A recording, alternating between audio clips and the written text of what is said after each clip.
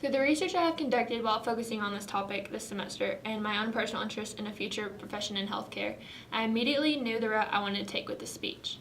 By educating myself on both sides of the argument of euthanasia and becoming familiar with the core principles and values of the medical field, I have come to a firm decision on where I stand in regards to euthanasia. The legalization of euthanasia would contradict the core values on which the medical field was built by asking healthcare professionals to take the lives of patients rather than save them.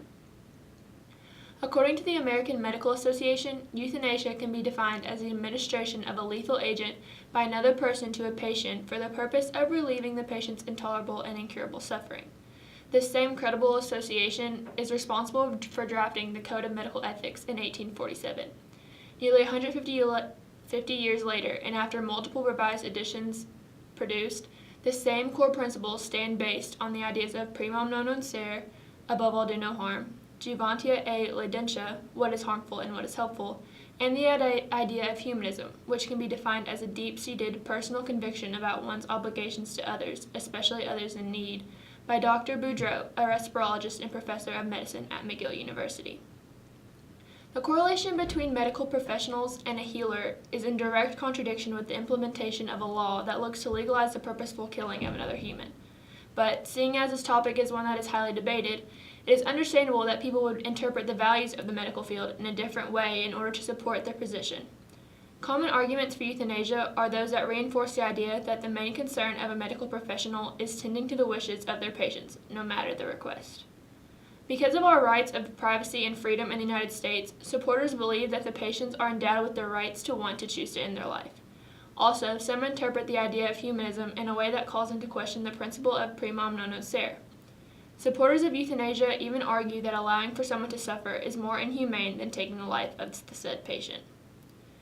Despite that side of the argument, euthanasia is still and should be viewed as immoral and unethical.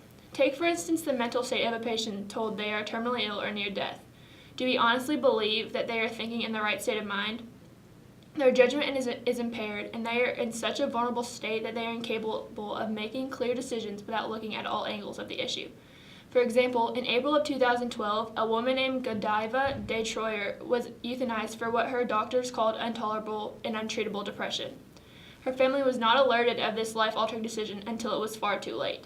They are robbed of the valuable final moments of closure that often ensue during the final days of someone's life.